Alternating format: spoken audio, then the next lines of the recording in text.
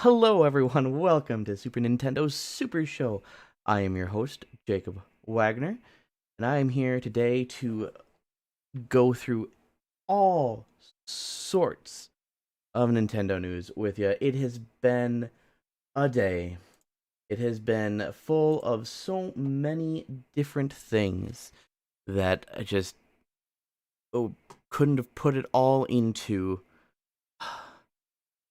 the main show. So I'm like, well, you know what? Hey, let's do it this way. I'm gonna start up. I'm gonna set up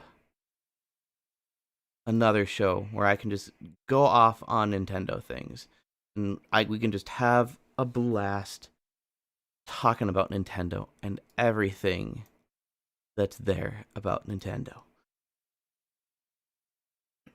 First couple order of businesses before we get going on anything and everything. This show does not have a specific uh, shooting time yet. Trying to kind of get life figured out still in how to add this new show on with it. But that's okay, because we will still get you the news, get you all the good stuff when it's important. Like today, when we're talking about that Nintendo Direct, the partner showcase that was this morning. Yes, I know that's probably Nintendo Europe's Nintendo Direct symbol. Oh well, it is what it is, and that is okay. It's good, it's great, it's awesome. No need to worry. All right, well let's get going on the good stuff. Okay, we're just gonna hop straight into the Nintendo Direct because I feel like it is an important thing to go over. And there were quite a few games announced.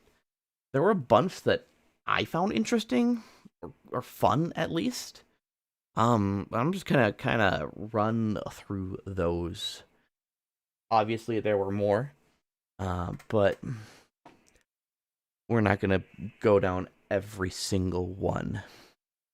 First things first, there is a rebrushed version of Disney Epic Mickey that came on out, which is incredible, insane. Like, did not expect that coming at all. Did not expect it. And it, I mean, I know that it is kind of a cult classic. Um, has pretty decent platforming and action. It's the mouse, so we're able to just kind of uh, see what Disney of old had come out with. Now, this game initially came out on the Wii, I do believe. Yes, yes, it was a Nintendo Wii game. Um, and I think it was received fairly well. But this one, it looked really, really great and fantastic. It's coming to all of the systems, so it's not just staying on Nintendo anymore. Though you can probably still use the motion controls that were with the brush. And the next game out of that, just kind of going down the list that I got, Penny's Big Breakaway. Um, uh, this game is about. It came out in 2023. I think summer of last year was when it came on out, and this game was made by the people who made Sonic Mania, one of the best Sonic games out there. You gotta go fast, you gotta go yo-yo. Um, I have heard nothing but good things about this game. Haven't seen it played too often, but when I have, people have really been enjoying their playthroughs of the game, which is a good thing. I think it's fantastic. bit that we've got going on there. So Penny's Big Breakaway was another just super hit to come for today. Then Rare came out swinging with classic games for the Switch Online. 5 of them, 2 for the NES, 2 for the Super Nintendo, and 1 for the 64. We've got Snake Rattle and Roll and RC Pro Am for the original Nintendo. We've got Battletoads and Killer Instinct for Super Nintendo. I remember seeing Killer Instinct on the store shelves so often. Like the guy who it is that it's definitely,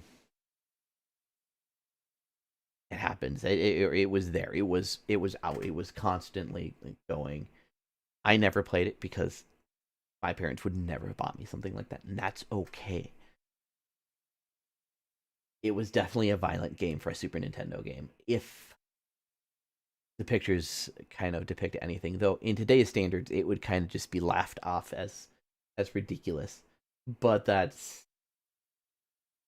let's see, the 90s. The game is probably 30 years old at this point. 30 years ago. Completely different era. Completely different, absolutely. And then the last one was Blast Core for the 64. So Rare just came out with all of the games, and you know, it's great that Xbox has kind of opened up the door for a lot of these games to return, or come on over to different systems. I didn't put those in my notes, but they're the 2 Xbox games that are coming to the Switch are Pentiment and Grounded. I was thinking Hi-Fi Rush was going to make it, but apparently it is only coming to PS5. I am slightly confused about that fact, but because I think that Hi-Fi Rush would be a shoe-in Nintendo game. And I think I've talked about that on GPR Cast. But that's unfortunately not a possibility as of yet. Maybe with the next system, there's probably just some stuff under the hood that needs to happen. I'm gonna just take a quick break for just a second. Gotta go get my water. Guy and starting. Oh well. Show must go on, and for the show to go on, I need. Yeah, Malo crying. I need my water. That's not what he would ever cry about. Oh goodness gracious. Um. Yeah, Xbox. With their opening, we have talked about that ad nauseum on GPR Cast for the last 2 weeks at least, and we've kind of done some other talkings about similar topics before that as well. So if you wanted to hear more about that, go see GPR Casts 7 and 8. Those will there you can see our breakdown on our thoughts of Xbox's thoughts on the matter of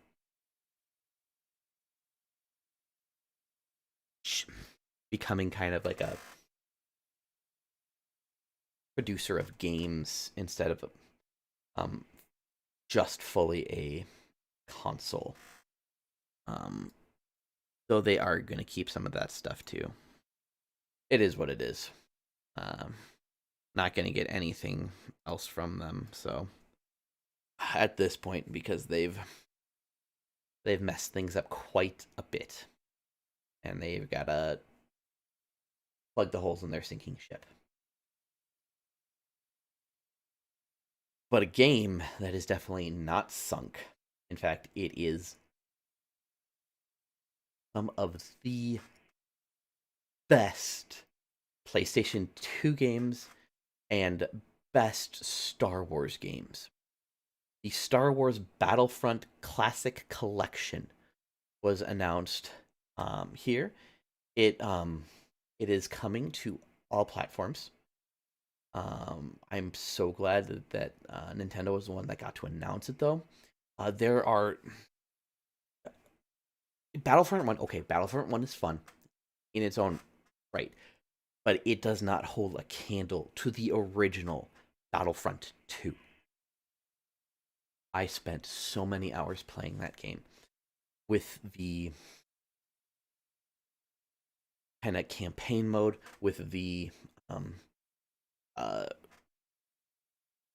short like series of like, okay, I am this group and I'm going to be fighting this group for a series of battles.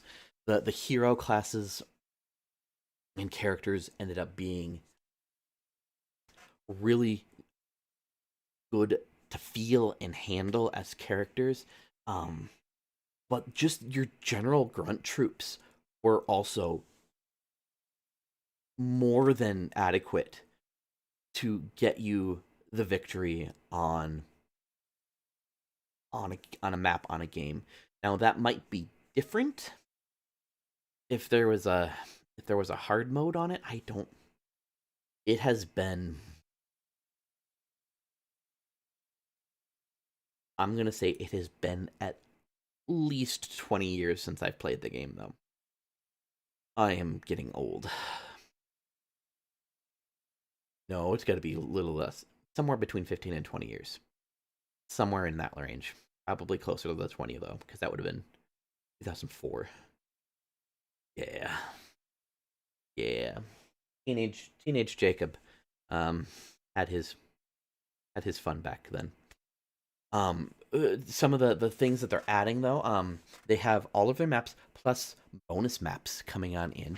I think Battlefront 1 had one map that was new, and then Battlefront 2 had like 4 new maps, which was really cool. And then Battlefront 2 also had a 64 player online battle mode. I really hope that this comes to like a free service like PS Plus or um games with or games with gold Game Pass. Oh, I don't have my Game Pass anymore. Just because online things run better on that. So I might just wait for a nice good sale, maybe this Black Friday, and get it. It's coming out in March. I do believe March. I should have been more prepared for all of this. I'm like, I want to go through this, talk about it, get this show out there because I meant to do it this last weekend, but I anxiety and depression suck. So that's why the first episode is on Wednesday the 21st, so that we can talk about this partner showcase from Nintendo. So that is why I don't have all the notes handy for what could be available.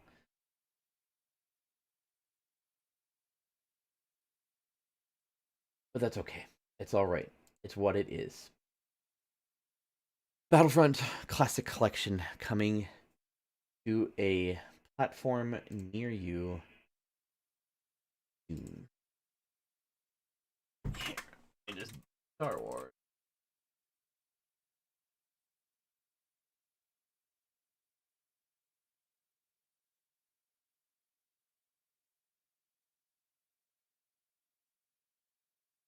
Go. Coming March 14th. I was right. So that's in 3 weeks, 4 weeks. Having all these computers. 1 week, 2 week. 3 weeks and a day. So it's on a Thursday. That's a weird day for a game to come on out. Oh well. Battlefront Classic. Get it. Please. Get it. It is worth every penny.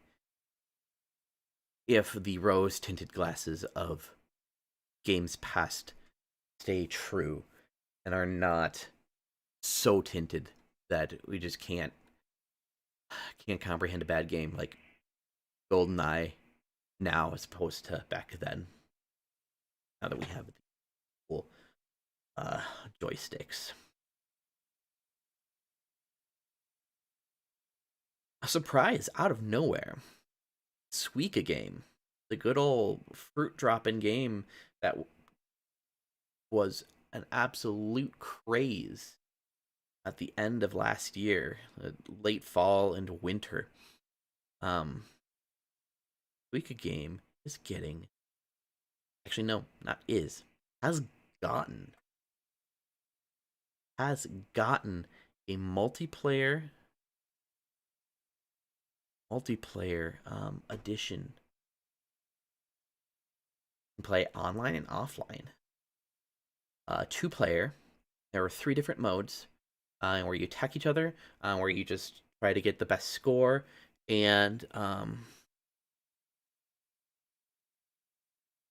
what was that third one?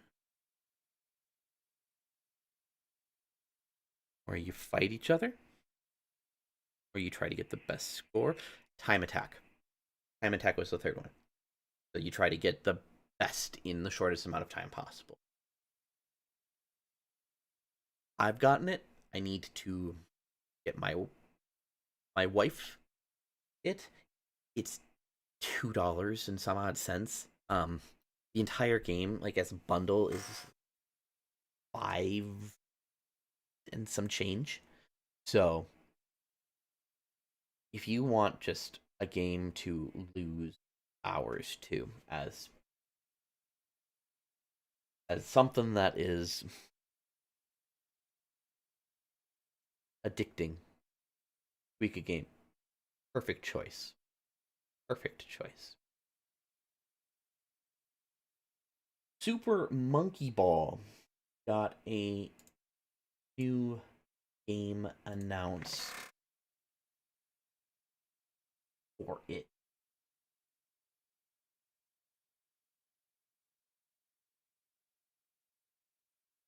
Nintendo is getting the Monkey Ball, along with everybody else is getting this new Monkey Ball game called Banana Rumble.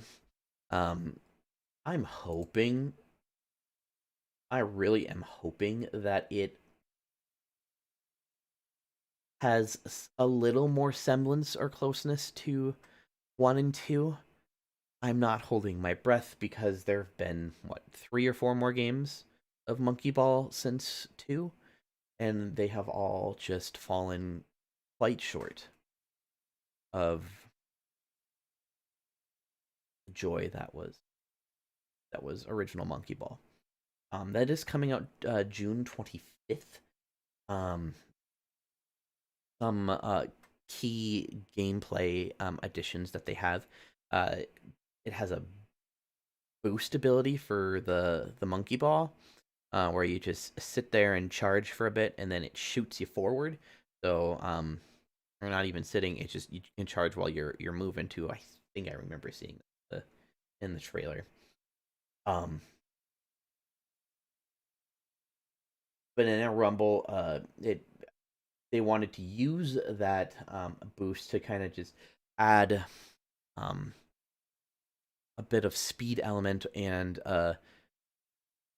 risk element as you're trying to use that boost ability to cross gaps that you may not have otherwise done. So that should be an interesting thing. I know a couple streamers that I will definitely watch them play this the end of June before I even consider purchasing it. Um, and this, if it does, I might just wait for a good sale on it. There's also a 16 player multiplayer mode where you can duke it out, kind of like the Kirby Roll 'em Eat 'em game that was a thing in 2023 or 2022. Is that game still available? I keep going into topics of questions I don't know the answer to. You know what? That's okay. Those things happen. There is too much information to know everything that's going on. It's all right.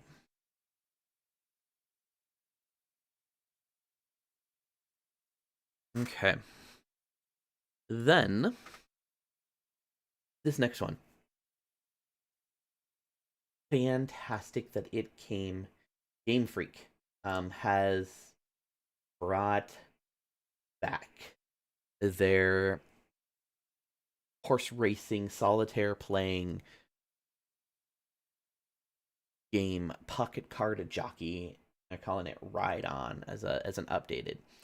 It was available originally on the DS 3DS store, but when that closed, it was lost to the general public for a bit.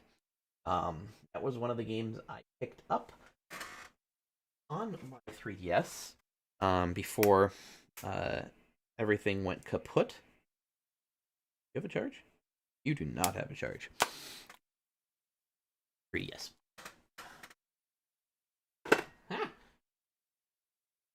Leave that alone. But then Game Freak brought it to Apple Arcade of all things.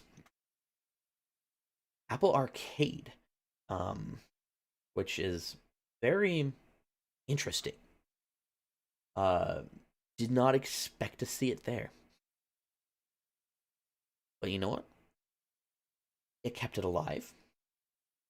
And then Game Freak has brought it to Switch.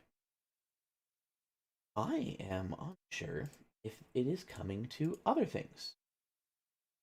Is it coming to other things? Is it just a Nintendo? It is Nintendo and Apple. Nintendo and Apple. So I've got it. I'm gonna probably turn it on after I'm done with this. Or no, wait a minute. Never mind. I've got to do class. I wish I could turn it on after this because I started playing it and I'm like, I want to get a little bit of footage of this to do a video later. So I stopped it and I'll go back to. I might actually start it and then like for footage purposes, I might go back and just like start the game, get the first bit, and then record as I go because later game is going to be more interesting than early game. The Pocket Card Jockey is back on Nintendo. Awesome, awesome, awesome, awesome. Now this next story or this next game, one that we saw a bit of last night. That a couple leaks came out from. I think it was Australia again. Australia needs to get their act together for not putting not copyright. It's registering. Actually, it might be registering a copyright. Registering a title. That is Shin Megami Tensei 5 Vengeance. I thoroughly enjoyed the original for what I played of it. Honestly, I think it since it is so closely tied with the Persona series, Persona has the like okay, the day cycle where you get to only do a certain amount of activities per day. Shin Megami Tensei Not that it's more of an classic RPG, but it's a hard RPG. Like you actually got to take some time to level up and grind. I love Atlas for it that they did this. Um, there has been DLC that I never got, uh, but with this Vengeance one, it comes with all of the DLC for the original, and then it comes with a complete new extra concurrent story that runs alongside the original game. And Atlas did a kind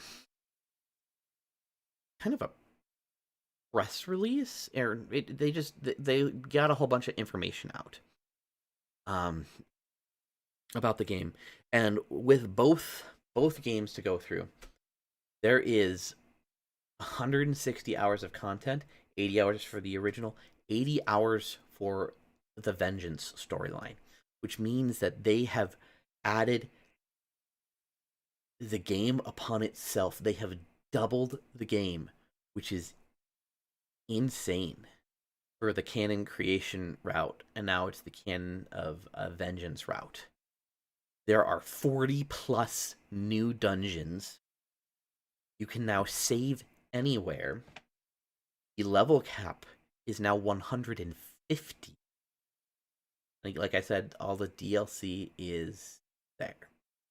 It's gonna play like Fire Emblem Three Houses, where you can choose between the two routes that you want to start with at the very beginning of the game.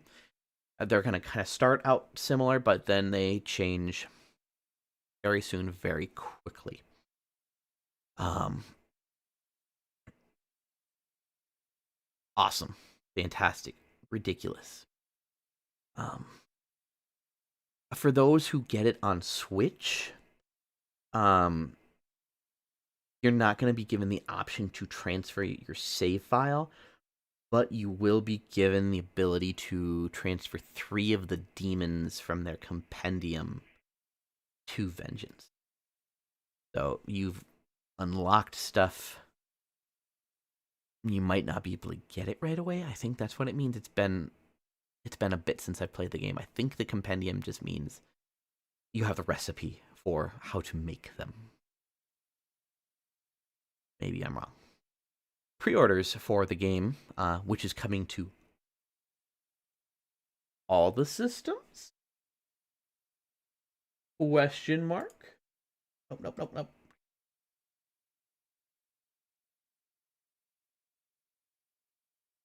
Shin Megami Tensei Vengeance. It will be coming around the mountain when she comes. I think that's what it is. I think it is all consoles.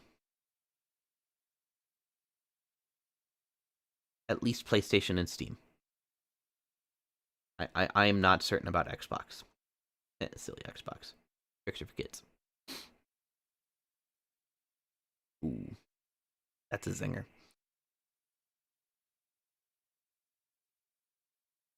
Yep. There was another trailer for Unicorn Overlord. Um, we've talked about the game on GPR Cast, and I know that both Luke and I think it is a very interesting, fun, cool looking game. With my financial situation, I will not be purchasing it right now. Uh, but hopefully, I would like to see reviews of it when it goes live. It's coming out in a week or two. Unicorn. Where is my unicorn? There it is. Unicorn Atlas. Atlas just has been nailing it with March 8th. So, looking at my trusty calendar, 2 weeks from Friday. Oh, not Nintendo, but Final Fantasy VII Rebirth comes out in a week tomorrow. Yes. Okay, sorry. I digress. Unicorn Overlord is coming out March 8th, and there is a demo of the game that is available. So you can try out the game. I really wish that I could stay with RTS games, real time strategy. I love RPGs, I love stories. I don't know why I can't stay with RTS games. I try, I try, I try. With so many Fire Emblem games, like, and I've had fun with them. I just can't stay with them because I think I want to try to like build up more. And in all the early games, for especially like Fire Emblems, you are on a very set path. You can't really go back, um, or you have limited resources. Limited resources is a thing that always gets me. Because like, oh well, I want to keep this because I might need the item or weapon later, even though they're gonna give you another one. If it's a singular item, you're gonna know about it before anything else. I I don't know.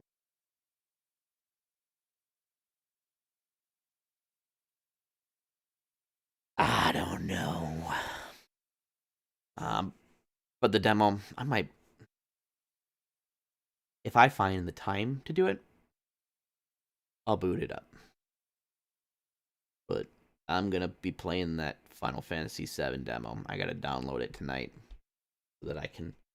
I think I'm going to stream it tomorrow morning. I'm hell or high water. Should look and see how long the demo lasts. I'm probably gonna just do the main story of it, do a little bit of exploring, but I want to experience the full thing when the game comes out. I digress, though, very far away from Nintendo. And we'll talk about Final Fantasy, Dragon Quest later, very shortly. Actually, because um, we're almost done with the games that I thought. Actually, there is only one more game that was in the U.S. Direct. That was looking 2 games. First one, Monster Hunter Stories. Um, I never played either of them. I'm an enjoyer of the Monster Hunter series. Um, I I would have gotten um uh Stories 2, but the even though it is a turn-based RPG, um, the attacking is just like a rock paper scissors. I don't know if that was a new thing for the second game or the first. The trailer did not say, and I cannot remember what the old 3DS game did. Again, this is where my lack of researching things beforehand and doing this by myself comes to bite me in the butt. But that game is been announced and is releasing Monster Hunter. Other way. There it is. Monster Hunter Stories. I think that's coming to more platforms than Switch as well. Nope. Is this one coming out? And is this one coming out? Initial release date was 2016, 8 years ago. I want uh know the date now.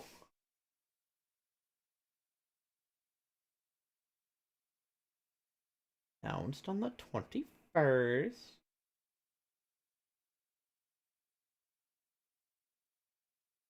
Did it just say later this year?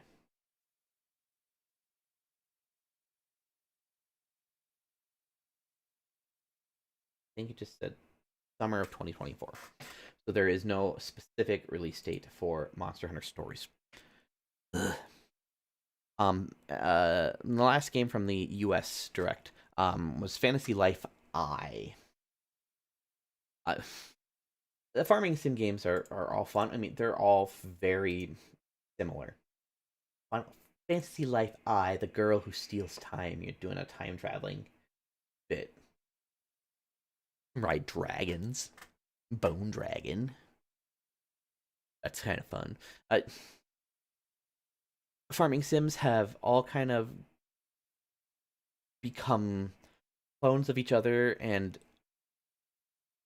I would say at this point, a Stardew Valley is like it because it is the bar that farming sims kind of have to meet. They try to do little different things. I would say with less success um than less success, more failure than success. Um, it it in my brain it just seems like very similar things, or just unable to grasp a new concept for the farming sim slash action um uh, kind of adventure, mostly action game that the farming sims have become. Uh, but that game, I mean, if you want to do another one, it's right there. So I think it's worth a shot. And then Japan, to round out the games. Japan got an announcement. I don't know why, because I don't know if this how they are a partner, or who published and developed the game. But Mother 3 is coming to Japan's NSO, their Game Boy Advance NSO. And the West is again desperately wishing that we had this next Earthbound game, or even get merch for it. Now, I'm not going to hold out on this hope, um, because of the reasonings as to why Nintendo has yet to bring Mother 3 over to the West. Because there are scenes in it that Nintendo feels too many, probably mostly Americans, would find offensive. I don't It's been a while since I've researched that. It's been a while since I've done a lot of things. What happens when you're um, going through a bunch of games that have gotten, what's the word that I'm looking for? New announcements, or something that hasn't been talked about officially for years. This is just a note for myself that I need to polish up on everything before we get going on any kind of show or cast from here on out. Good thing for me to note. Um, so without, like, the offensiveness aside, um, there are at least two different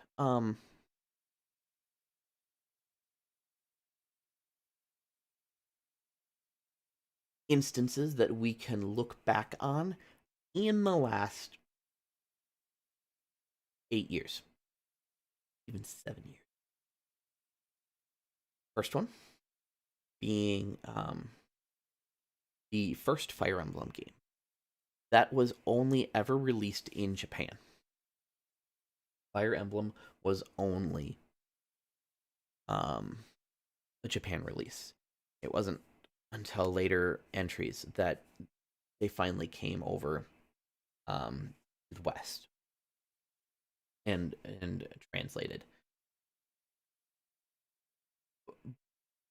but that game came out on the Japan NSO first, and then I'm fairly certain it was within a year.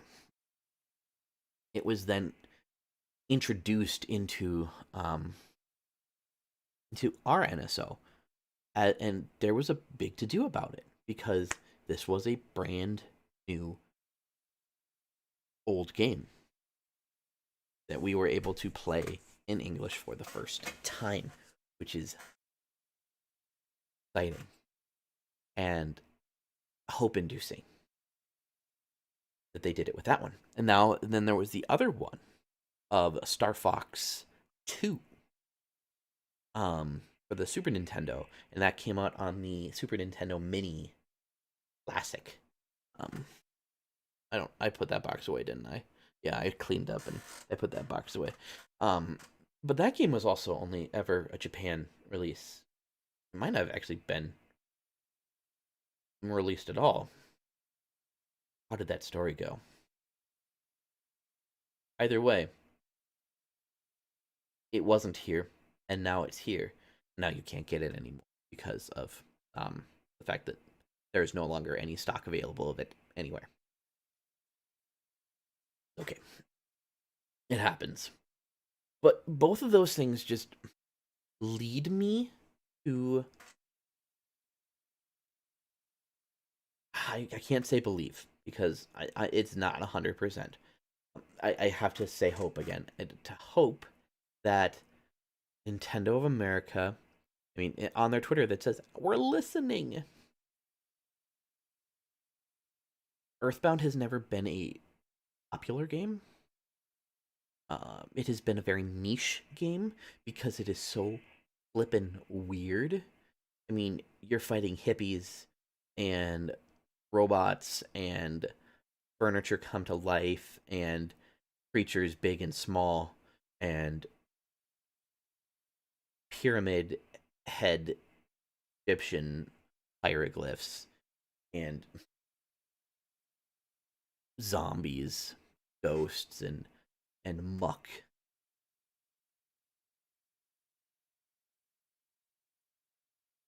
You ever got the guidebook for it? There was a scratch and sniff on the back where you could. One of the scratch and sniffs was Mr. Belch, and it smelled horrible. Horrible. I can still remember the smell of it, and I was definitely under 10 years old when I first scratched it and sniffed it. That was well over 20, close to 30 years ago. Mother 3. Maybe it will be announced soon. We'll get to that rumor later in the show. We're just going to keep on rolling because we've got the notes for the direct to finish. We're going to talk about a bit more of the Pokemon partner presentation that we're going to just do some predictions for what's going to be coming for that after talking about the direct. Then we're going to just run through the notes that I had for the show for Saturday and Sunday, because I did the work and I'm going to do it. But we'll be able to do that quick. This direct, overall, it wasn't a super duper awesome, like, fantastic, this is like one of the best directs in years. It wasn't that. It was, however, I would say a fairly solid, surprisingly solid direct. With a lot of middle of the road fun. Now, because it doesn't have the pop and pizzazz, that definitely lowers the grade score on it. But I mean, like, I would say it would be a solid C plus easily. Yeah, I know. I just talked about 10 games. I'm like, these are pretty fun and great that they're coming. And I'm glad they're coming. But none of them really were awe-inspiring. Were just like, this changes everything. This changes all of my plans for playing that maybe Battlefront 2. When that comes out, well, no, I'm gonna be neck deep in 7 Rebirth. That was poor choice of release times that soon after FF7. But Battlefront 2 would be worth it to jump on and get. Absolutely worth it. Um,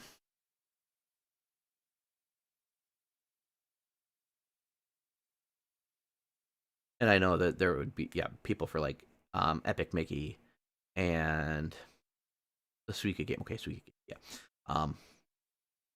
Pocket Card Jockey, yeah. Like again, all of these things really fun that they're here, but it's not a new Zelda game or a new Mario game. Um, or any of the big hitters from Nintendo. It's just these titles aren't going to garner that much interest. But if I've learned anything over the years, these are the games you really need to pay attention to, because some of these games will be the ones that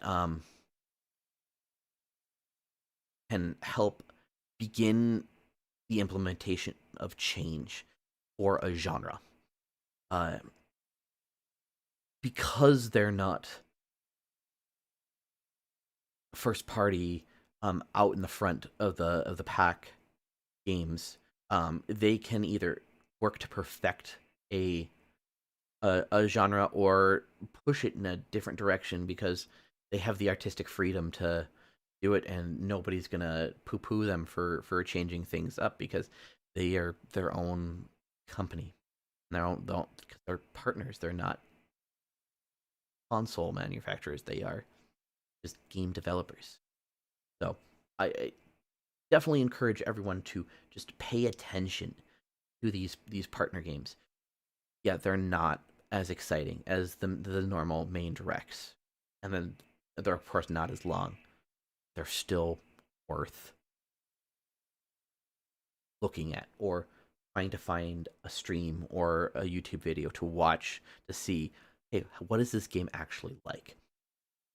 Like Shin Megami Tensei 5 is absolutely a niche game.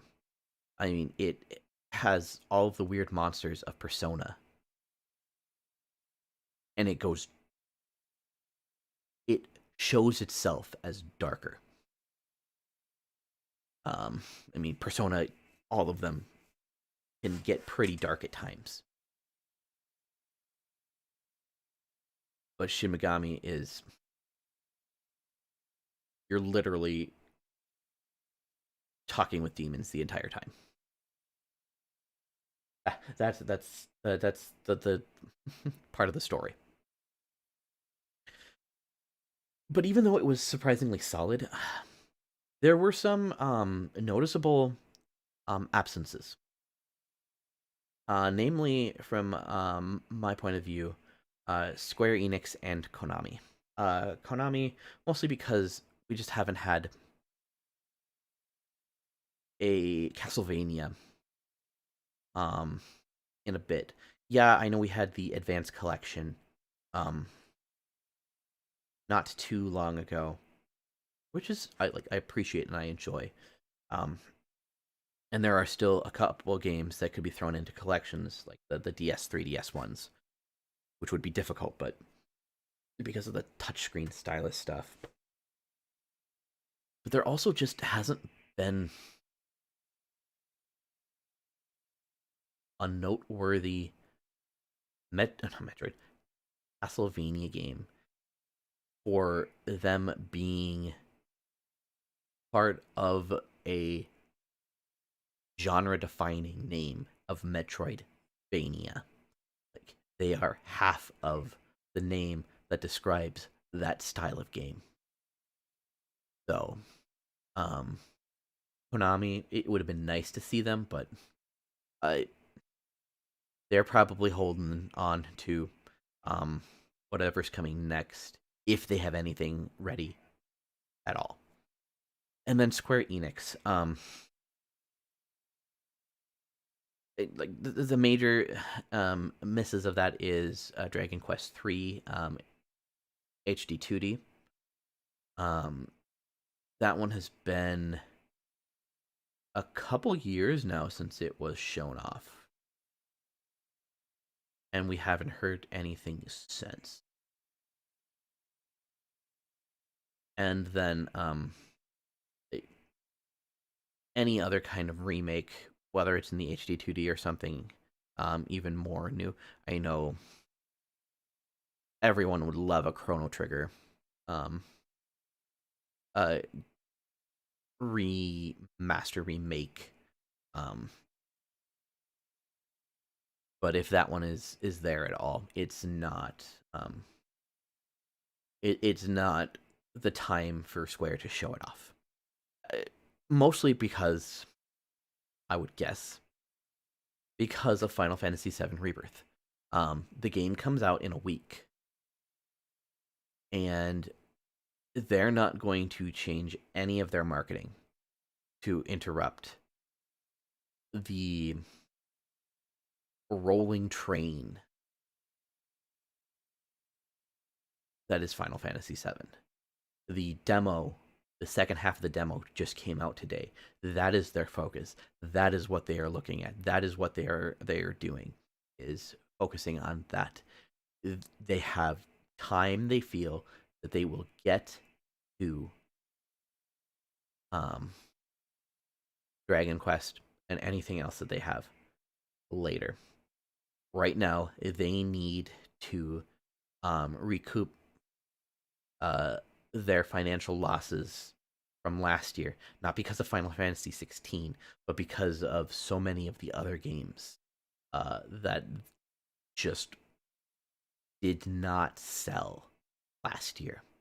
We would, if you want to, Luke and I talked about that in the FF7 demo impressions. So you can take a look at that if you want a bit more on Square financial situation. Just suffice it to say, they will get to it when they get to it. But right now, they're on cloud nine.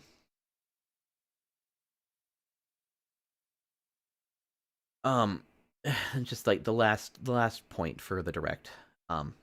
It definitely feels like it's the end of the Switch's time as Nintendo's main console. It feels like things are wrapping up.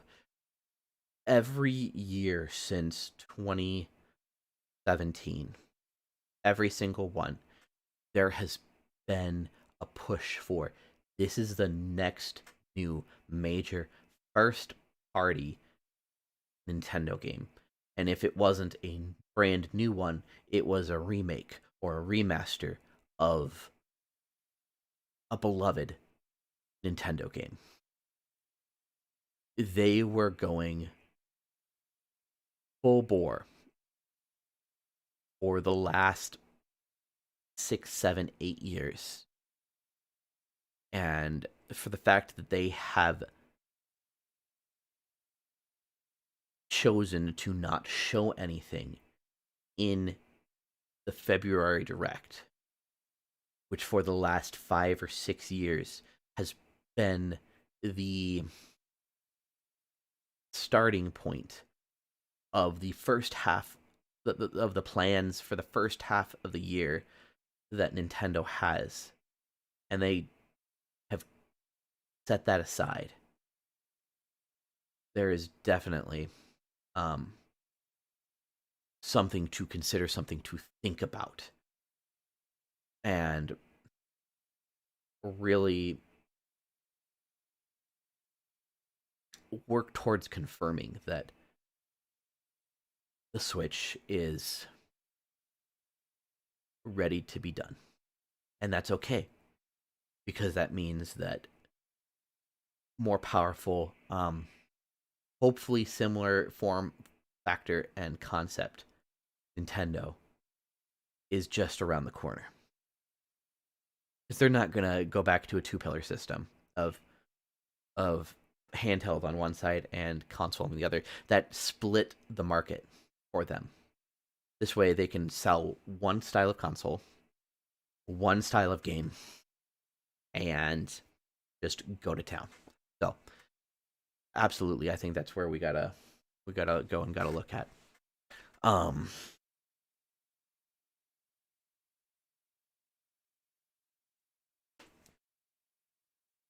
Double checking. We have an unwell child upstairs, and so he is being crabby here over the monitor. So making sure that my wife did not need me. But we go directly to our the predictions for the Pokemon presentation happening the 27th, so next Tuesday, at 6 a.m. PST, 8 Central, 9 Eastern, and you can figure out your time zone from there. Because I don't know any more time zones. What is this going to be like? What is rumored to be there? What will likely be there or likely not be there? I know that for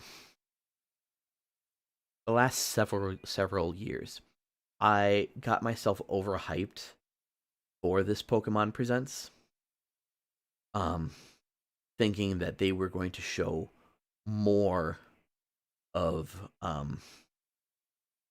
the main style of games, whether that's the main line, a Let's Go, Legends, um, these main style of games, or even like a Mystery Dungeon, um, or a game like that. Ooh, that would be I'm adding that to my out there. I gotta write that down though before I forget.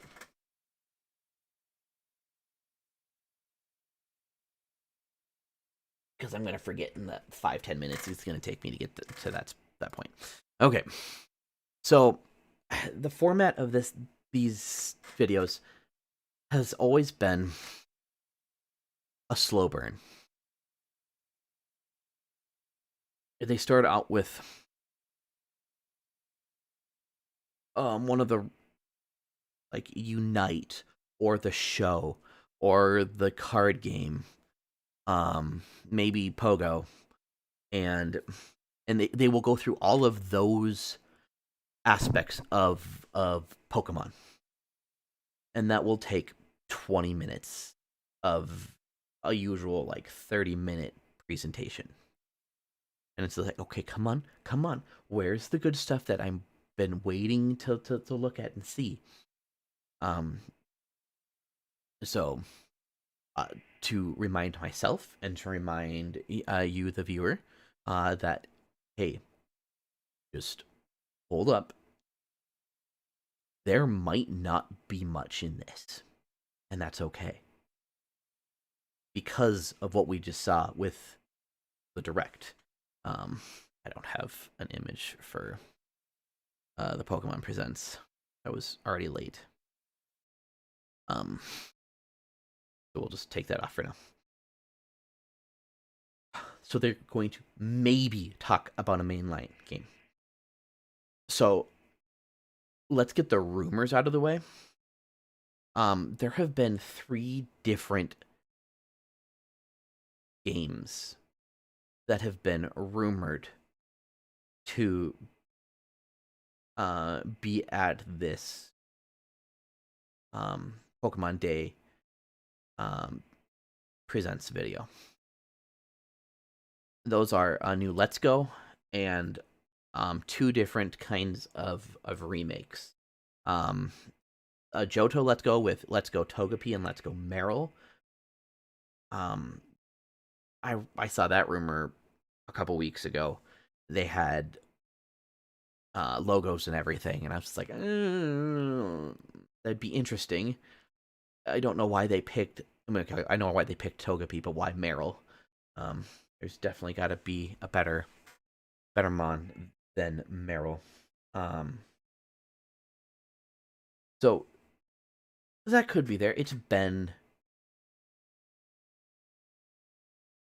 4 years since Let's Go Pikachu and Eevee. 5 years? Was it 19? It might have been 19. Um, so it's been a while for the Let's Go. Um, and that was a real, like, it is a more simplistic form of Pokemon. It is, I feel, a good gateway to the series where you can learn how to battle, but battling is not the main focus. The main focus is catching, and the catching mechanic is just like Pokemon Go on your cell phone or on your tablet.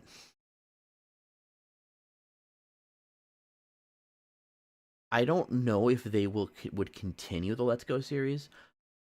If they it depends on how what their marketing for Pokemon Go is, I think, to see if they would continue the Let's Go series. Because why feed something that has not seen um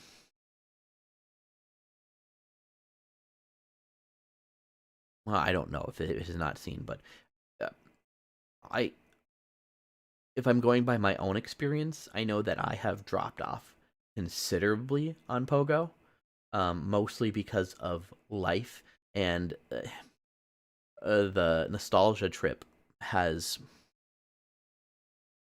passed. With the fact that there was a Pokemon game on a different um, system entirely. The novelty of that, the novelty of, hey, you're gonna go out and do a lot of walking and for Pokemon. Now, I really wish that I would be able to just like interact a little bit more remotely because it is more difficult to go hunt raids and hunt Pokemon when you have very young kids in your back seat crying because you've stopped the car and you're just sitting there tapping your phone. Or now that my oldest is facing forward, he can see us playing Pokemon Go and he wants to play. And we're not giving a 4-year-old a phone to play Pokemon. That's just not something we're going to do. So, Pogo is still present. It's still strong enough that they are continuing to do events, both in game and IRL in real life. So maybe they would do a Let's Go, another Let's Go. That is a possibility. Um, the other two are very similar to each other for the rumors. A black and white remake because that's the next remake on the list. And this is an interesting one. Uh, I don't know where this came from and why it came out, other than maybe somebody was just dreaming. Because this has never happened before, except for the first iteration of Gold and Silver. That is a rumor of a game that combines Johto with black and white. So the name of the games would be like Gold, White, and Black, Silver. I think it should be White, Gold, and Black. Honestly, that's how I think the naming should go. If that would be the case, because that makes flows better. Um, that game would be nuts if that were true. I, straight out ridiculous and amazing and just maybe a fresh start for the Pokemon Company in their mainline games.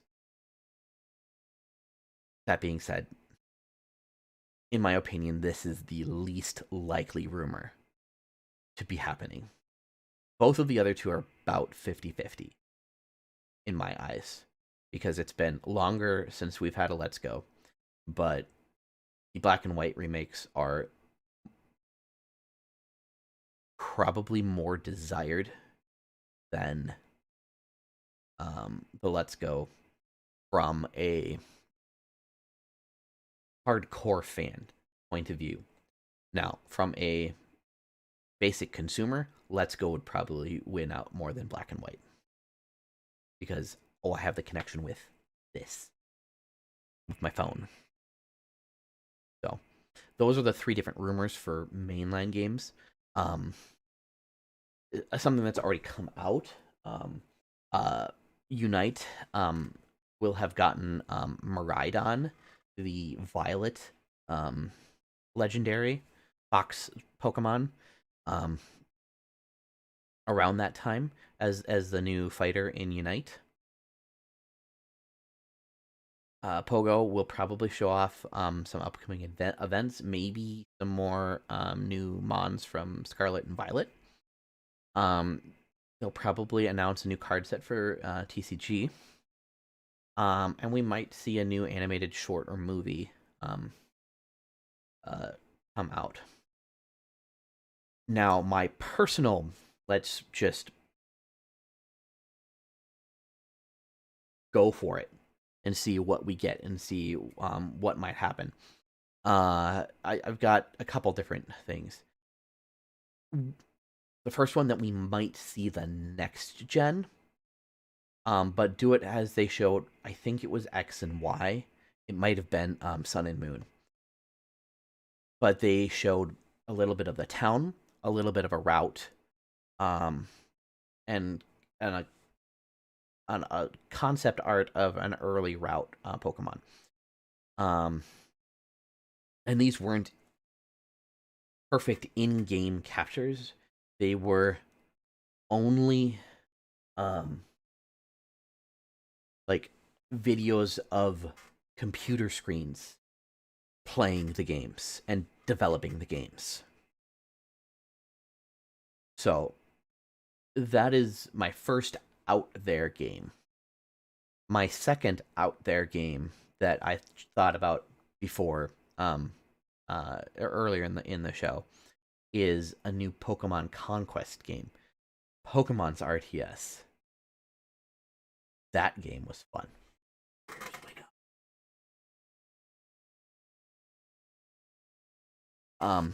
It was a very fascinating idea to have. Pokemon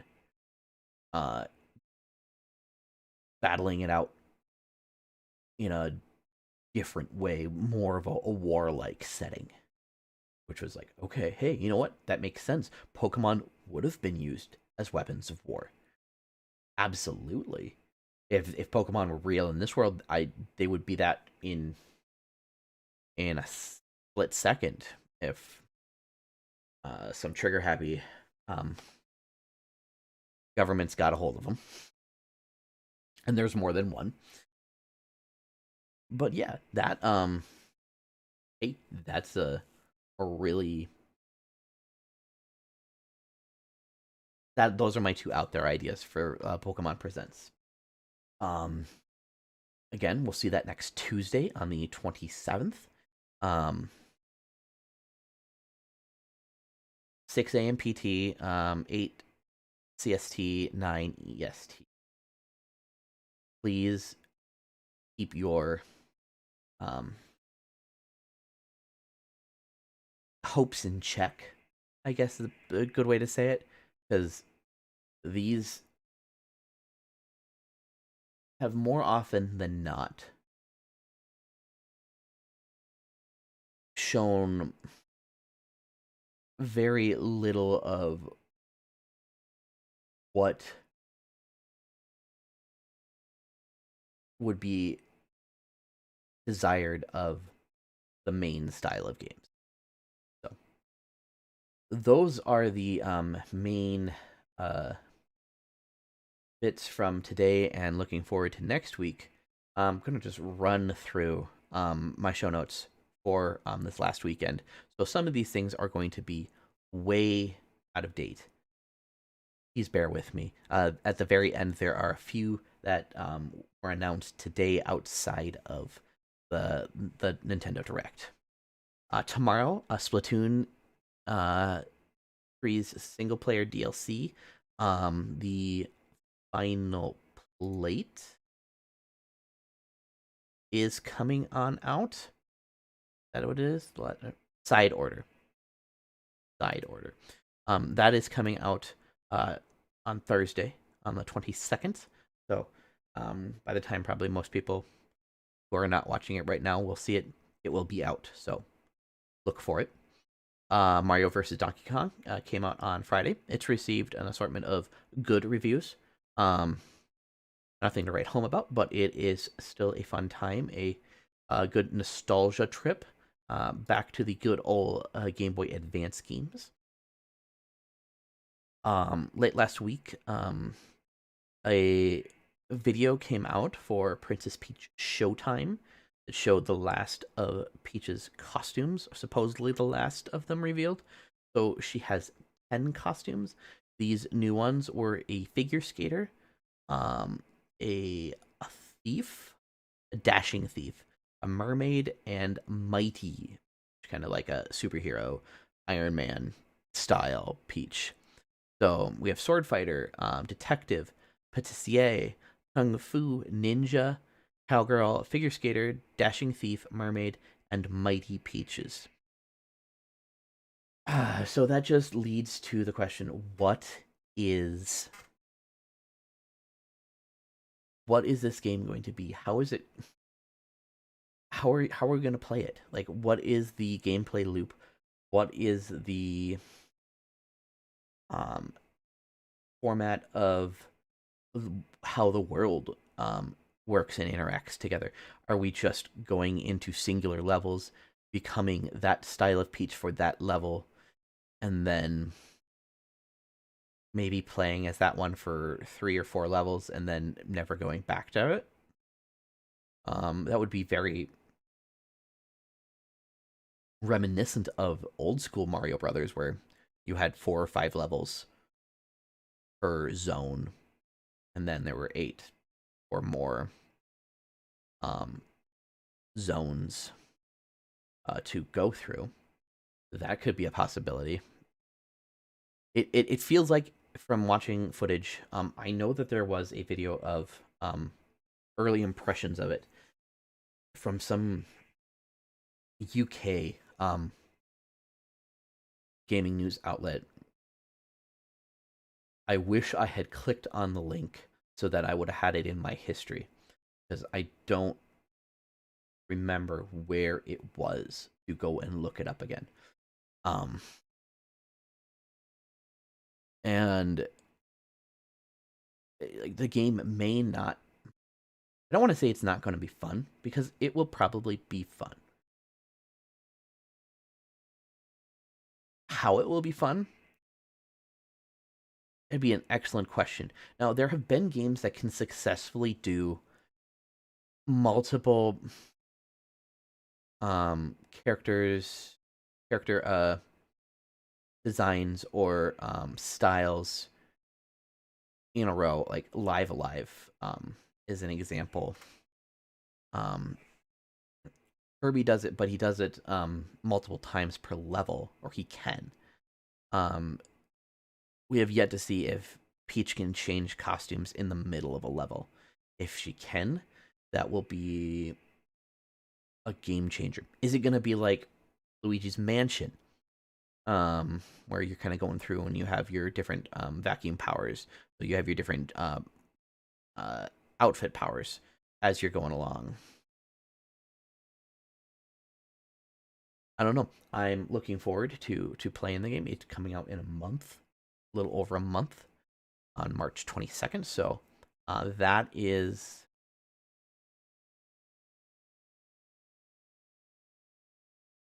that is the next major new game release for Nintendo, and now we're just looking to see where the heck Thousand Year Door and Luigi's Mansion are. Excuse me. You're talking for over an hour straight. Imagine that. Your voice starts giving. Last few news items from last weekend. All of the Smash Ultimate characters have their amiibo been released with the release of Sora. So there are 89 base characters, and a few of them have color and style variations. So there has been a total of 96 Smash Brothers amiibo. I have.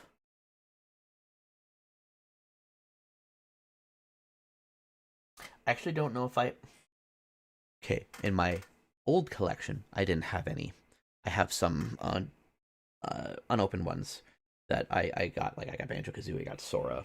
Oh, Sephiroth is um Sephiroth is one. So I have a few. I don't have hardly any at all. Because 96 is a lot. Let's just average out the cost of amiibo being $14 because they were $12 for a while and then they bumped it up to like 15. So let's do 14 times 96. If you purchased all of the Smash amiibo at retail price, which you would have had to have been stupid lucky to get be able to find them all or live in a less populated area or a less gamer populated area, you would have had to pay over $1,300 for plastic figures that took over your shelves. So it is what it is. Oh, this game was shown at the Direct, but there was a trailer that came out for it, or a news story that came out about it from Sega last week. But Demon Slayers is getting a Mario Party style game. It's coming out at the end of April. Demon Slayers Sweep the Board. This game just looked stupid ridiculous. That's why I had to put that in there because it was just silly, and I had a good time thinking and looking at it. Nintendo, at least at the beginning of the weekend, sometime in the last couple days, was or is now the richest Japanese company in ranking by cash equivalent. They've beaten out so many different let's just go with like, okay, Bandai Namco is at 25, Square Enix is at 38, Konami is at 50, Sega's at 63, Gung Ho is at 64, Kadokawa is at 81, Capcom's at 88. If I could read Japanese, I would tell you what the number like 2 and number 3 slots are, but I can't read Japanese. So, Nintendo is doing very well for themselves. They have over 11 billion in cash. Yeah. And so this company is oh, they're doomed and they're only for kids, and you just got to focus on the other two cuz Xbox is doing so good right now, and Sony, I mean, they've got first party games coming out this year, right? Right? Yeah. Nintendo is doing something right. Their plan or their business strategy of doing just a couple like over the top graphically and visually and aesthetic, not aesthetically, visually and mechanically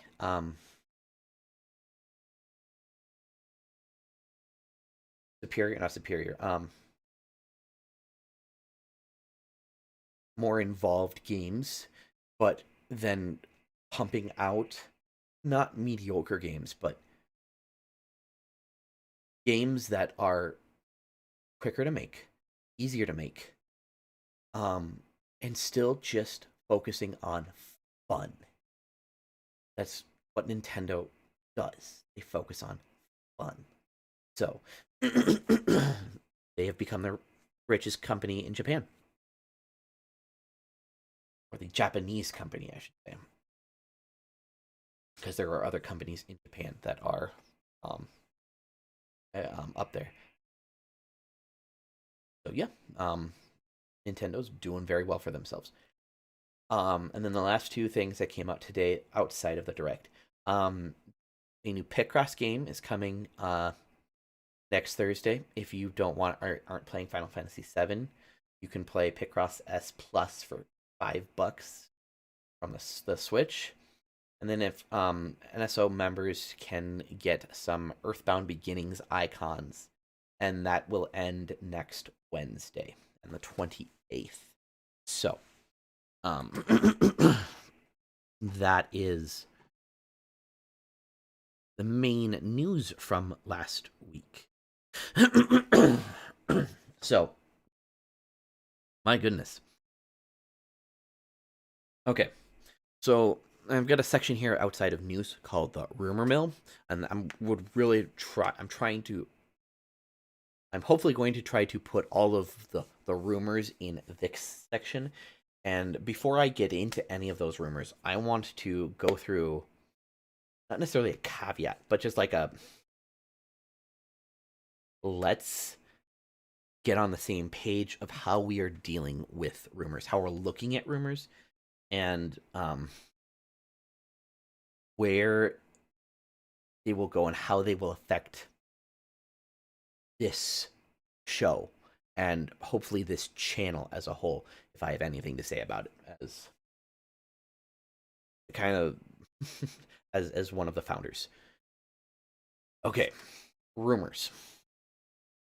They can be exciting and super fun. They can spark creativity and hope. But please take some time, slow down, breathe, and maybe take a step back from all of the rumors every once in a while. Because in these last few weeks, it has honestly felt like rumors have gotten out of hand in more ways than one, with more companies than one, and look going here, there, and everywhere. And every time we fan the flame, there seems to just bring in more. So, what do I mean by that? How? Okay, the main focus of it, just be careful. We're talking about a rumor. In these last few weeks, every single company of gaming, at least the main ones, the triad of console makers, have had rumors just flying this way and that way about them. And nobody felt this more than Xbox. They literally had to do a business update to allay fears in their consumers and in their investors about what they were planning to do. Because the rumors just started off with there's only going to be 4 games that they're going to bring to other systems. That proved to be correct. But that rumor of 4 games quickly grew to 10 games just a couple days after that 4 days was announced. And when it became 10 games, like, people weren't really happy with 4. They were freaking out with 10, thinking that Halo and Starfield and all of the big major first party Xbox games were going to be farmed out to other systems to try to grasp at money. And I know a couple weeks ago on episode 7 of the GPR Cast, we went on a rant about if Xbox was just going to dump the console making business and go straight into, we're just going to produce games because we own most of the major big publishing companies and development companies. They've got Activision, Blizzard, King. They've got Bethesda. They've bought out so many other little different ones, plus their own departments. Well, yeah, we could just make software all the time. We don't have to lose money on consoles. That's where people's mindset was, and they were freaking out. And soon those 10 games became all of the games, all of the first party games. That's how quickly a rumor moved. It went from what ended up being the truth to exaggerated truth to completely unrelated to the truth in how far spread the reported rumor was. So that was just with one company. Now let's go back to Nintendo. We've had Switch 2 rumors coming from everywhere, alongside other direct rumors. Like last week, oh, we're going to get a direct this. Like, they were planning out, okay, these are the logical places to put a direct. Okay, ba-ba-da-ba-da-ba-da. Oh, now Xbox has a thing going on that same day. That day is not going to work anymore. So let's look into some of these other ones. And now there's even more direct rumors, which we will get to after this public service announcement, or public service warning that we're going through. So Nintendo is dealing with these left and right. So could some of these be real or partly real? Sure. I mean, the Xbox one started with something that was real. It started with the 4 games. But then it went downhill super fast. Some people who report their rumors have a better track record than others. And so, oh, hey, I'll believe this person, or I'll believe this person.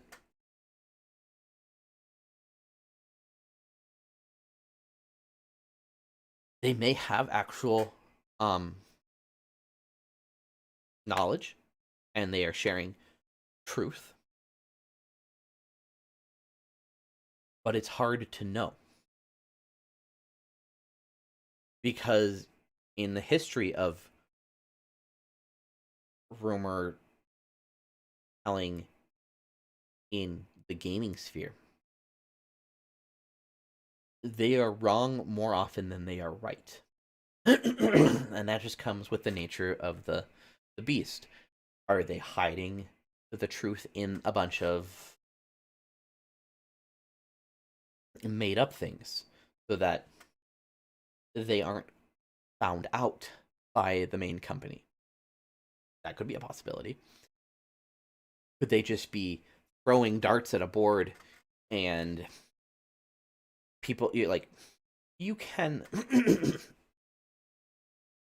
study like Nintendo or Xbox or Sony, and you could get a fairly decent idea of what they're thinking and what they're planning on doing. We're gonna go all Thrawn up on these companies.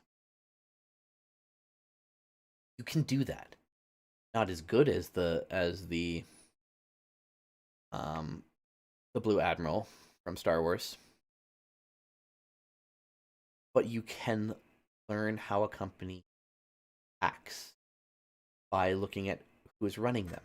How do they act? Who are they?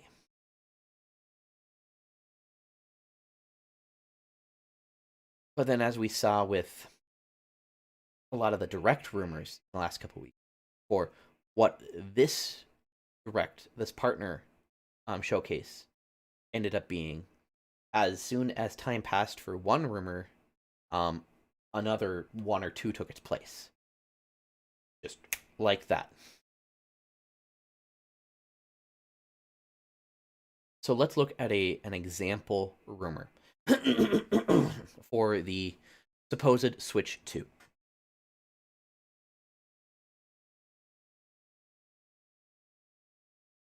There was a report that came out, a rumored report, that the Switch 2 is going to be backwards compatible. Okay. So we could look at this historically. There is a precedent for Nintendo handhelds to be backwards compatible when they are just iterations on the system that came before it. And even sometimes the next generation after that. That is there. I really should just make that article that I wrote a video. I don't want to add fuel to the fire. Backwards compatibility is also something that is greatly desired because people want to be able to use the games that they have purchased on more than just a system that is no longer available and will eventually not work as well anymore. So, of course, that's the hope. And of course, you're going to get people to take the bait on this because it's what they want. It's what I want. But just because it makes sense to do it, at least from our point of view, that doesn't mean that Nintendo will actually do it.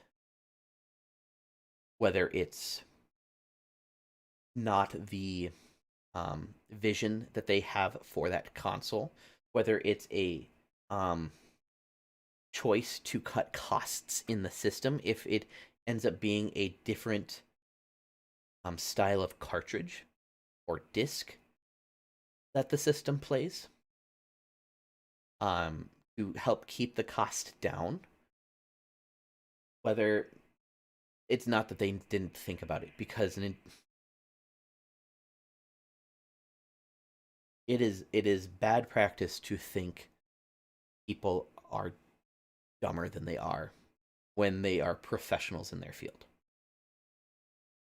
Can they be silly sometimes?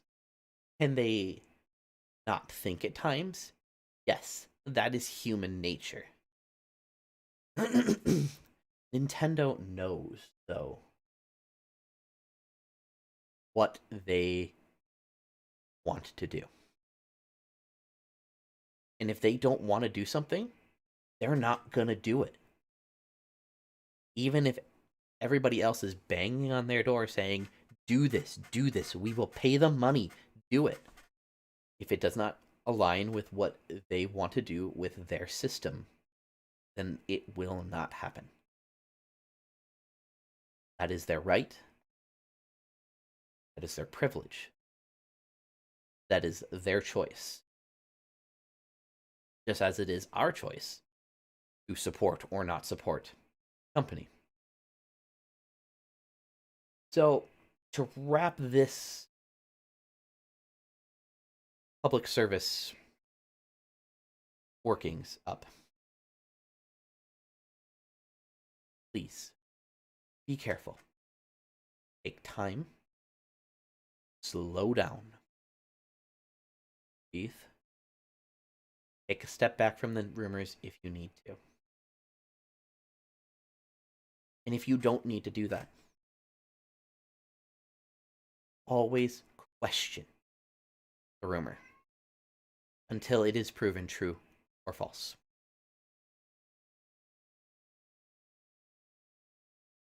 Okay, so we've gone through the warning. So we're going to actually dive into the rumors now. Because I'm trusting that you and I are both mature enough to realize that these aren't the gospel truth. I know I didn't need to go through that huge monologue about all of it. But I don't think we often talk about that aspect of rumors to make sure that we're all on the same page.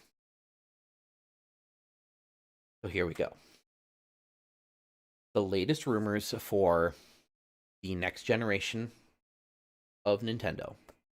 And a lot of these come from the person named Puro or Purio.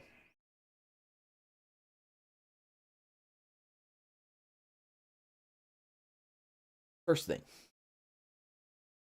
supposedly, the Switch 2 release date was moved from 2024 to early 2025. I'm just going to go through all of them, and then we'll talk about them as a whole, because there's only 4. There will be a bigger, fuller, normal direct in April, which would make sense because it's after the investors meeting at the end of March and beginning of April. Next gen console, the Switch 2, will be revealed in June. And to just kind of tie things together a little bit more, there will be an Indie World Direct likely next month from this set of rumors. Okay, so what does this all mean? A full direct in April. Okay, sure. It could make sense. It hasn't really been done because it's normally been done in February, and then they haven't had anything until June when they did E3 or September, which has been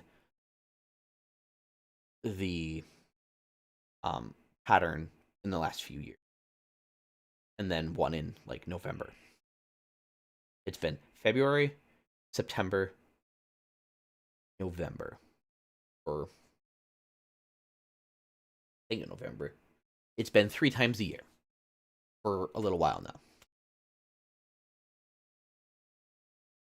Having a direct in April, okay, I can see that. Having the reveal in June, okay. The No, it's August and October, isn't it? Something. It's spring, summer, and fall, winter. June makes sense because it was probably an initial video time if you're gonna sell it by the holiday season. Just to get all of the people who are gonna be spending supposedly lots of money at the end of the year, at the end of the calendar year, for their fiscal earnings. That makes sense. that was what was going to be the plan to begin with all along, or even if it had been in May and they just pushed it back a month. All of that works together. Um, and hey, like if this ends up being true, we will know things then within 4 months. If all of these end up being true. If.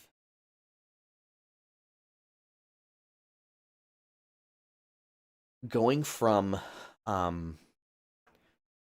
history that we have from Wii U to Switch, there was a six-ish month window from October when it was first revealed to March the next year, when the Switch was released, and the 413 million Wii U's just breathed a sigh of, we're done. We don't have to try anymore. Still love I enjoy my Wii U. I the concept of having the screen, love it, great, awesome. It even fit my hands well. So with the Wii U to Switch model as an example, my personal argument that the moving of the release date to 2025 is somewhat put in check, because I thought, and I still kind of think, that it is a difficult business decision, because you are sabotaging your sales of current consoles. So the Switch is so close to becoming the most selling console ever. It's inching towards the DS and the PS2, which are only like a million apart from each other. At this point, I'm going to guess that the Switch is within 10 million units to sell to overtake them. And I guess that would be 6 million in 2 months. That might not be realistic. In a month, that might be realistic. I digress. Probably a couple months. But the Switch is still selling. Weekly numbers still have it neck and neck, if not beating, the PS5, which is the next one in line of purchases. So if the Switch is still selling, you still have software for the Switch coming out, and sales of both that could be made for the holiday. Announcing a new console before that holiday season, and then sending out that console after the holiday season, is something that I am trying to come to terms with. In my limited business mind, because I'm not a business major. I'm a theology nerd, which I'm learning is not helpful in finding other jobs. So that is a problem. Is just the holiday concern. Then there's so we can look back at the Wii U to Switch. They didn't have to worry about sabotaging their own sales, because the Wii U wasn't selling anyway. They needed to just get their system out the door as quickly as possible. Makes complete sense. The other concern that, like, just trying to date all of these things. Nintendo execs have stated, I talked about this on one of the last episodes of GPR Cast. They've stated that they are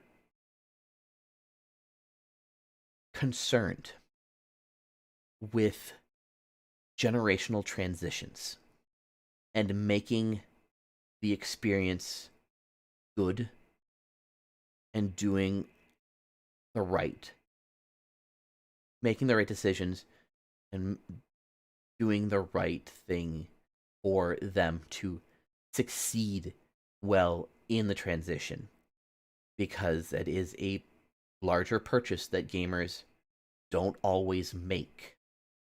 So you have to take that with what is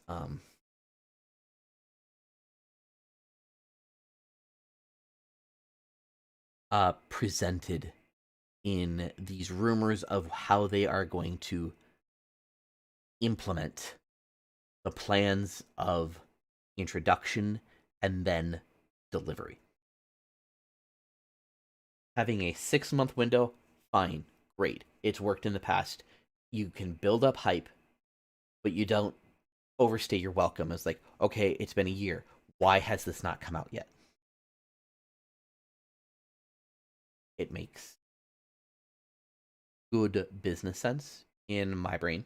It makes it you it takes practice and history to learn what are people's attention spans and how can we most effectively utilize their own excitement against them from a company point of view.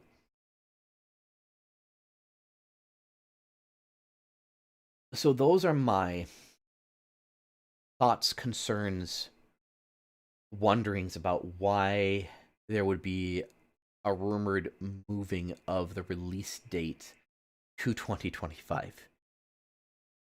Now, there are other factors that come into play. The Xbox execs that talked through their update last week seemed to insinuate that they were coming out with some kind of hardware for this holiday season. If Nintendo wanted to avoid competition for hardware sales, so that people don't have to make a choice, because there is still the stigma that Nintendo is for babies and it's just a weak secondary competitor to Sony and Microsoft, which may not be the case in. Oh, sure. Nintendo does not have the oodles of money that Microsoft does, but Microsoft does not make all of that money from Xbox. It makes it from its software and computer sales through Office and Windows and advertisements and the like. That's how Microsoft makes their money. Sony makes their money through entertainment sales and a little bit of PlayStation. I'm from the sales numbers that have been presented, I can assume that the PlayStation 5 is at least a profitable piece of hardware for Sony, who is outselling Xbox 2-1. Their problem is that they are spending too much money developing games, whereas Nintendo is not spending that money. So if Nintendo wants to avoid competition, then pushing it back to 2025 makes sense. I am decently certain that the heads of these companies keep each other apprised of major releases like hardware. because they want to know what are your plans. So I'm going to tell you some of my plans, not all of them. Like, I'm not going to tell you all of my specs. I'm just going to tell you that I have a system coming out. Okay, thank you. We are also planning to bring out a system, but um we don't want to mess with you at that time. So we're gonna just move ourselves. Uh, games have game companies have done that so many times when a large AAA just beloved game is released. Other games move out of that window because they know they're not going to get sales. So, okay, that makes the rumor more tangible, more understandable, more realistic, in my opinion. Yet those other two, the business, the holiday sales, that makes it harder to believe. So I mean, using all of the logic and knowledge that I have available to me, I can't make heads or tails of if these rumors are true. So I, like, personally am making the decision that I'm going to set aside the thought process of, is this true? Is this not? When Nintendo wants to tell me, Nintendo will tell me. Or if somebody gets actual data and leaks that. A leak is different from a rumor. Though leaks can also be wrong information too. Because leaks can change. They don't have to stick with the plan that they've put forward. So, is it going to happen? Is it not? I don't know. Man, it doesn't matter what we talk about here. This the last 30 minutes that I've spent talking about this doesn't matter. Let's just play the games that we have. Enjoy the now, and let's not worry about the not yet on things that are out of our control. We'll still talk about it because it's a fun issue to talk about. But only if new information comes on up. So the next section I wanted to do is just like an end of the cast, end of the show kind of thing. Just to jump into the Nintendo Vault. I wanted this segment to look at a game that has been released on a Nintendo system at some time, whether that's back in the 80s or 90s or current things, probably less current. But I do want to make sure that the game is either accessible to be played now, um, or as a things like, hey, there is this game that has been like A Thousand Year Door. As of right now, that game is locked to the GameCube. There is no other way to play that. We will soon have a secondary way to play that on current hardware. But that has not been fully announced as to when that will be available. So the first game that I wanted to talk about is really one of the first games that I ever played. Like, I've got a picture of me sitting with my brother in the basement with an Atari, probably playing Pac-Man, something like that.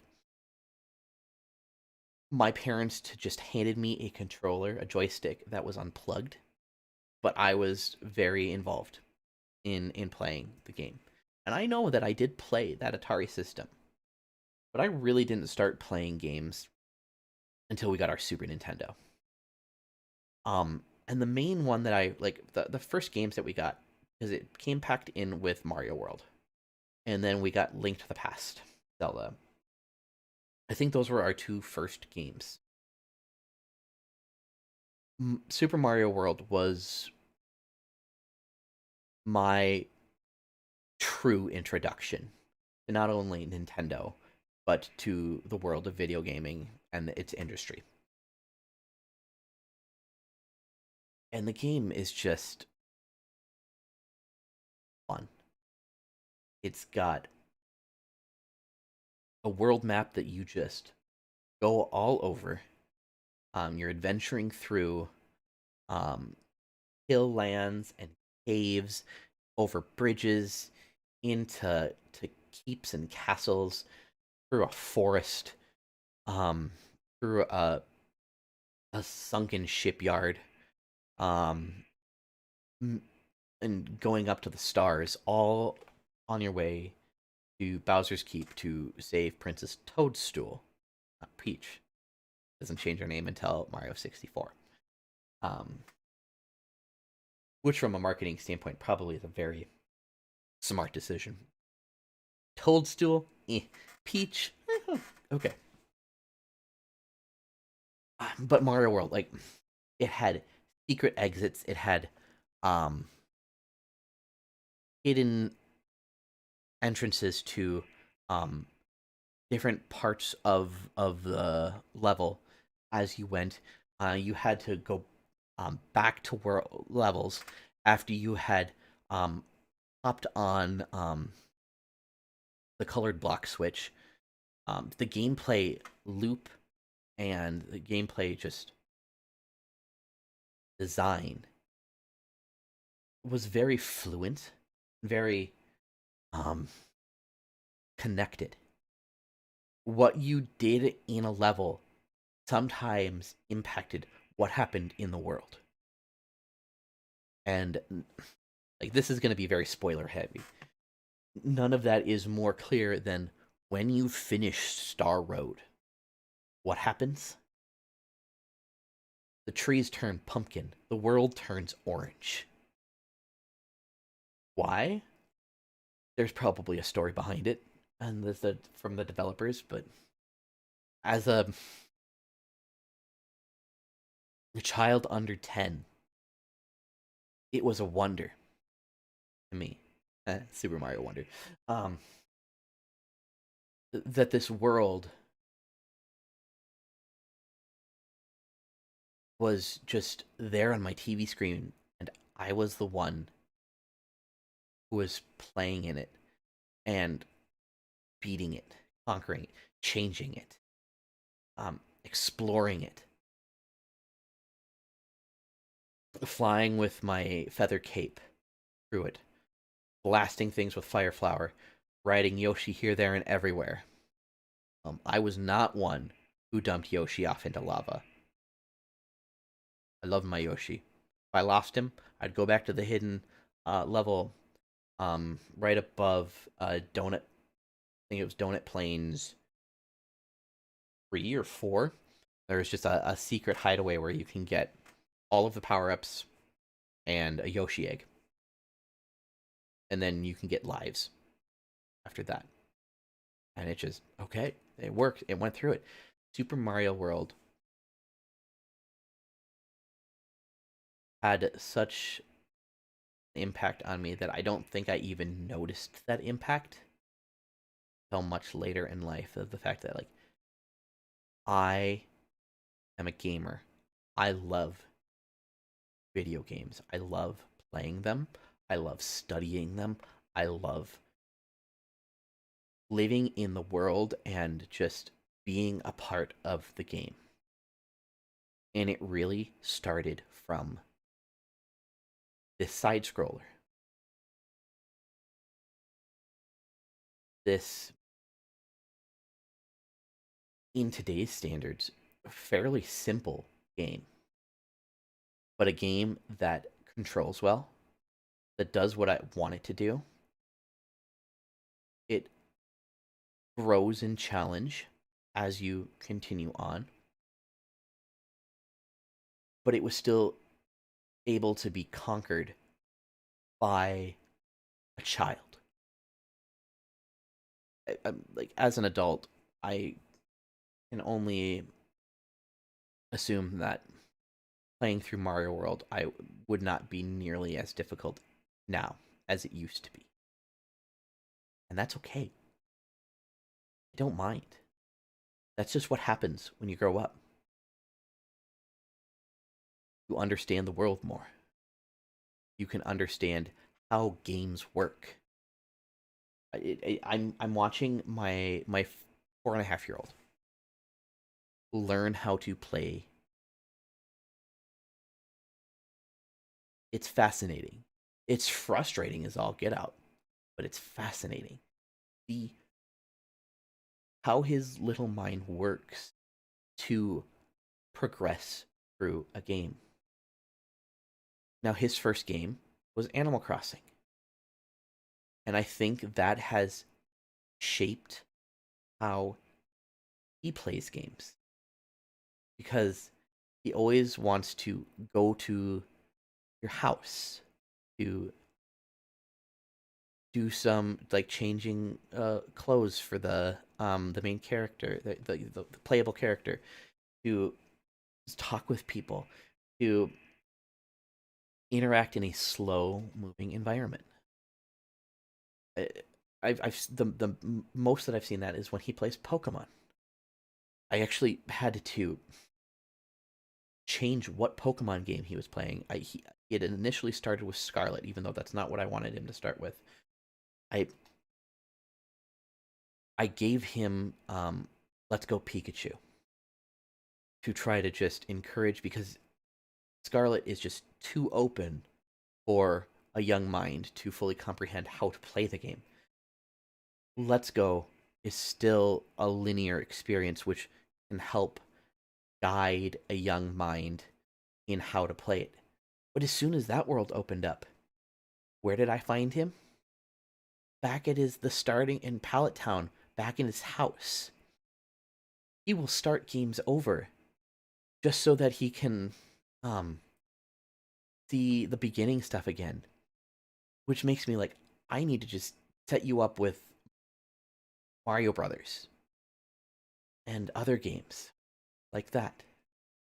Because that's what those games are. That's how they work. I'll let you go play Aladdin. Well, no, not for a couple years. He'd be too scared.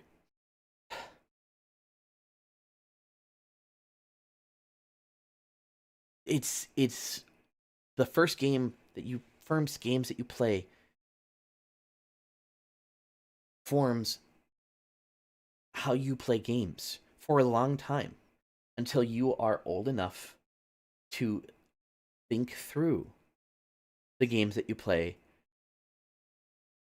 and why they entertain you, why they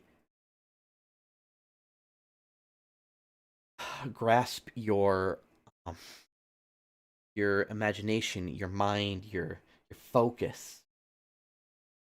That is what Mario World did for me. Now, I've watched people do glitched movement and all these other things. Like, I will never be able to do that, and that's fine. Because that's not what Mario World is to me.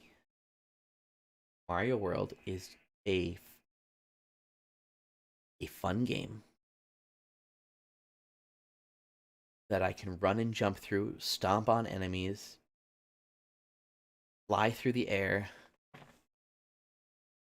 and just beat the game.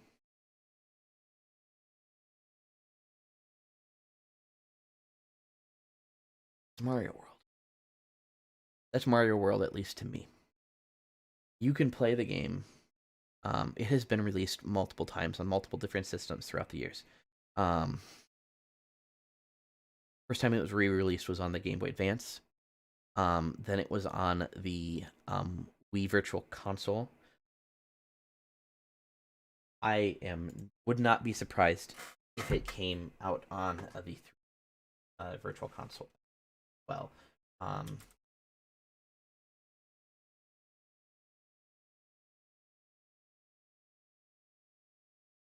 wait, online things. Ooh.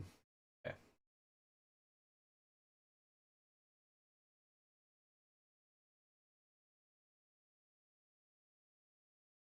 What?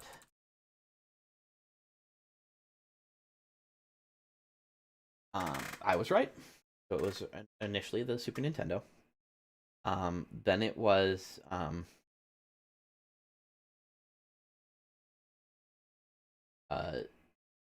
Super. Maybe not. It was maybe just the Wii U Virtual Console. Then it was on the new 3DS Virtual Console. It's been on the Switch and the Switch Online since the Super Nintendo was available on that platform. And then it was also in the Classic Mini as a pre-installed game. Or it was on the Game Boy Advance, though, as one of the games. It was available not only as Mario World, but it was also available on one of the versions of Mario All Stars. That was not the version I had, actually. My version did not have Mario World, which is it's interesting what places games up on re-release. Yep, it was so All Stars plus Mario World. Um, yep, I was right. Ported the Game Boy Advance, a Super Mario World, Super Mario Advance 2, somewhere between 2001 and 2002. It had some extra fun things in there. Then it was on the Wii's Virtual Console. Then the 3DS and the Wii U Virtual Console, the Classic, then the Nintendo Switch. See, trust your gut, Jacob, because that's one of their best games of all times. It just is. Hopefully in weeks, in episodes future, we'll maybe try to see if I can get video footage of what the game looks like. Since Mario World is so readily available, I figured that would be a good one to start with. So, thank you so much, everybody, for taking the time to watch this 2-hour episode. The fact that I did a 2-hour episode on Nintendo stuff without anything else makes me glad that I've taken this out of most of the Nintendo stuff out of GPR Cast, because it just needs. I'd like to discuss it. I want to get more involved in it than we can on the full show. But Super Nintendo Super Show is part of Gaming Public Radio. It is made possible due to the support from viewers and listeners like you. Thank you. Please don't forget to hit that subscribe button. I need to always that way. Down in the bottom right corner of the video. You can find me, Jacob Wagner, at Hallowed Foxmoon on all sorts of social media platforms, most prevalently Twitter and Twitch. But again, thank you so much for watching this first episode. You can find more content for excellence in gaming right here on Gaming Public Radio. Thanks again.